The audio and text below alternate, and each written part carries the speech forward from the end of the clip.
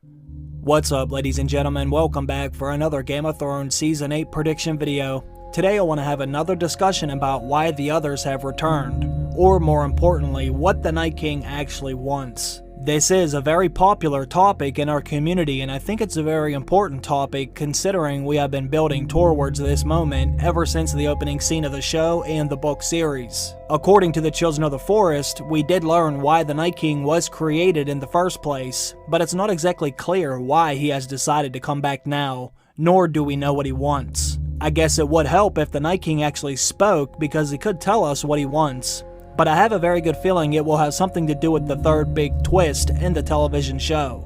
I have made a video about this before, and I gave my opinion on why I think they are back, but today I want to go over a number of different possibilities. There are several different reasons why the Night King is preparing for a war on Westeros, so I want to list a bunch of different ideas.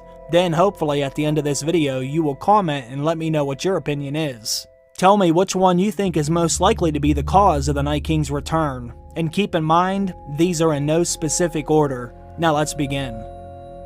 Number 1. The Night King and his army are actually fleeing from something even more dangerous than themselves.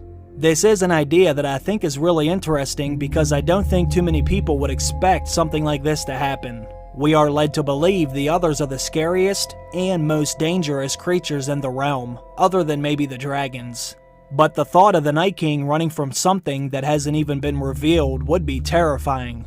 How crazy would it be if the reason why they brought down the wall and started to come south was not because they are trying to invade Westeros, but because they are trying to find shelter from some other enemy in the north? Every person in Westeros sees the others as the enemy, but what if they are just looking for a safe place to live as well? I know this is a stretch because there haven't been many hints of this being the case, but it's fun to think about nonetheless. Number 2. The Night King wants to stop Daenerys and her dragons. Obviously, this is a Song of Ice and Fire, and there are many different ways to interpret this, but we know the Night King symbolizes ice, and the dragons symbolize fire.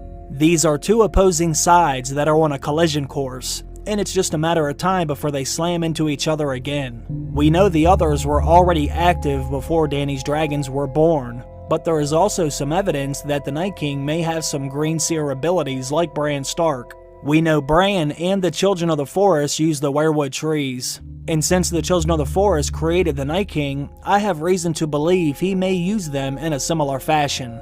We have seen the Night King interact with Bran Stark while he was in the weirwood net, so the Night King may be able to have visions or flashbacks of his own. The Night King may have known about Dany's dragons, and he may have even set a trap to kill Viserion. It seemed as Daenerys' dragons continued to grow, the others became more and more active themselves, so perhaps the Night King has been gearing up to take out all of the dragons. The Night King may see the dragons as the only weapon that can terminate the others for good. Number 3. An ancient pact was broken. I have always believed this is most likely the reason why the Night King has returned. When the others came for the first time during the Long Night, there was a legendary figure who was known as the Last Hero. In order to stop the others from defeating mankind, the Last Hero set out with his companions in order to find the Children of the Forest, so they could defeat the others together. The Last Hero eventually found the Children of the Forest and somehow they got the war to end, but no one really knows what they did to end the Long Night. The others couldn't have been completely defeated because they have returned without any evidence of them being created again, so they must have come to some kind of an agreement.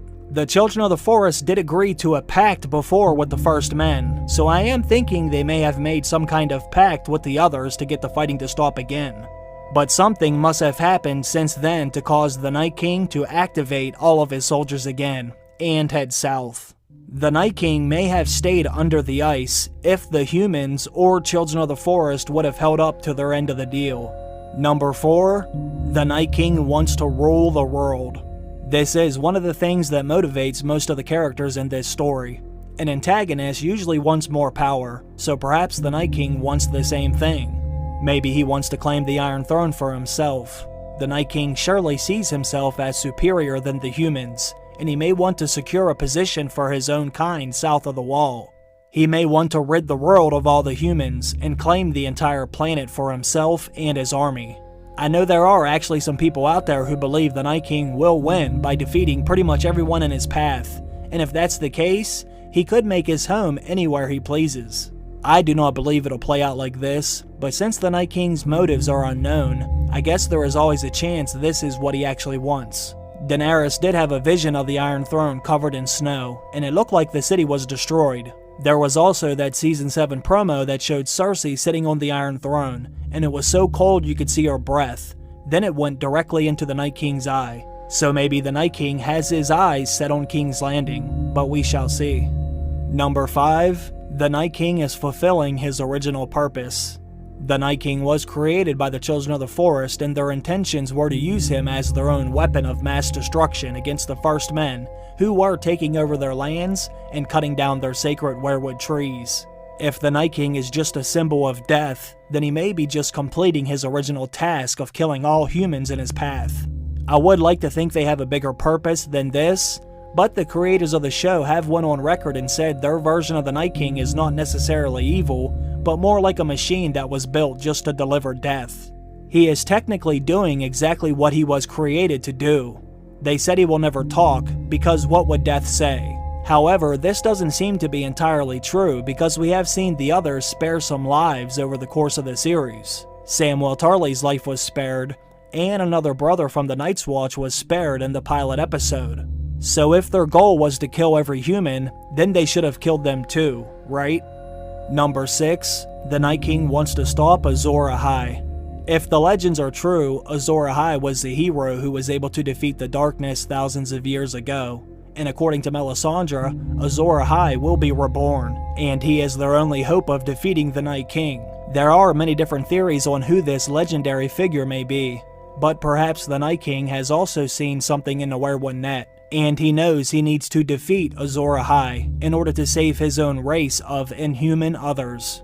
The Night King may have known exactly when this figure would be reborn, so he has spent the last few decades raising a large army and creating more White Walkers, and now the Night King has a dragon of his own.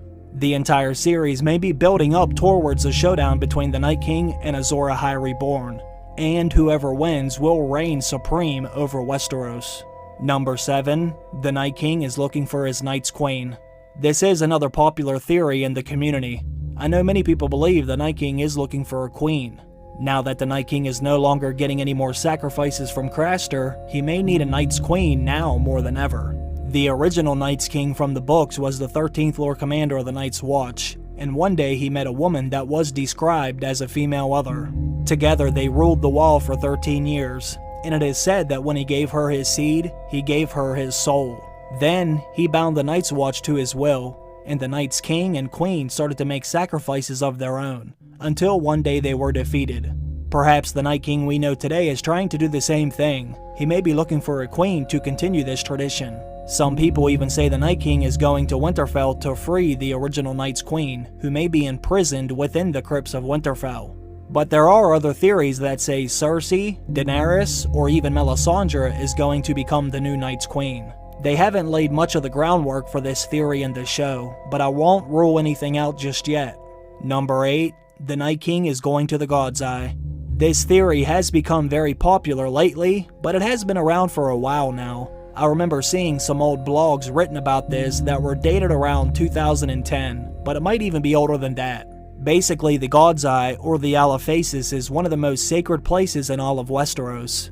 This is the location where the Children of the Forest and the First Men made their original pact, so this place may have some significance to the Night King. The God's Eye also has a very unique network of weirwood trees, which we all know the Children and Bran Stark use. I also believe the Night King uses this weirwood system also, but there are a few different reasons why the Night King could want to come here. We do not know if there are any Children of the Forest left, but if there is, they would most likely be at the God's Eye. If the Night King wants to destroy all of his creators, he may be coming here to wipe out the rest of the Children of the Forest. Some people also say the Night King wants to destroy all of the weirwood trees, but I'm not so sure that is entirely true, because there are weirwood trees beyond the Wall that the Night King never touched. However, since the God's Eye is most likely the central nervous system of the werewood net, I suppose he could destroy this island and it would probably render the other trees useless. The Isle of Faces has pretty much been ignored in this show, but since this place is so special and has so much history, I can't ignore the possibility of this theory being true. Number 9. The Night King wants Gilly's baby. We already know that this is partially true.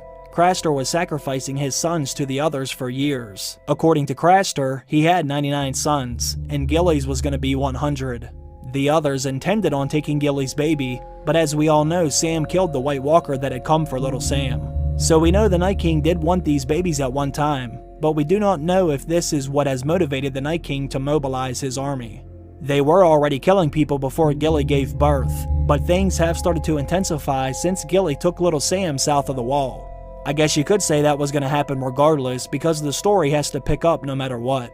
But I did think they were keeping Gilly and her son around for a reason. There are theories that say little Sam comes from a special bloodline because his father, Craster, may be Bloodraven's son, and this could have something to do with why the Night King was only taking Craster's sons, for as far as we know. When the Night King killed Bloodraven, it did seem personal, and maybe he was taking from his bloodline as some form of revenge against the Children of the Forest, since Bloodraven seemed to be one of their instruments. But I guess we will have to wait and see how this plays out. Gilly's son may have something to do with the third twist. Now I want to read a few different ideas from some of my Patreon members, then I want to see what everyone else has to say about this topic. Cap the Goat says, I'm putting my money on Leaf and her minions. Could there have been two different factions of the Children of the Forest? The ones that created the White Walkers, and the ones that helped man defeat them. Leaf and her group were trapped in the north, so they lured Bloodraven to the cave, and probably others as well as Bran, knowing his actions would break the spell, which would be the final piece in their game. They may have created the White Walkers in the beginning, but the Night King is most likely their last attempt for revenge on mankind. I think that the Night King didn't create the White Walkers from Craster's sons. I think he stole their life force like vampires. I think when the Night King touched Bran, he tapped into the werewood net and he saw the activity in the south. He knew they were coming and he set a trap for the dragon. Leaf set off a nuclear bomb, the Night King, seeking mutual annihilation. I think what you said at the beginning is possible with the Children of the Forest having two different factions. We have only seen the children beyond the wall, but I believe there could be more at the Isle of Faces. One of those factions could be evil. I know Melisandre certainly believes so. When she had a vision of Bran and Bloodraven, she thought they were the Great Other's instruments, meaning they were working together.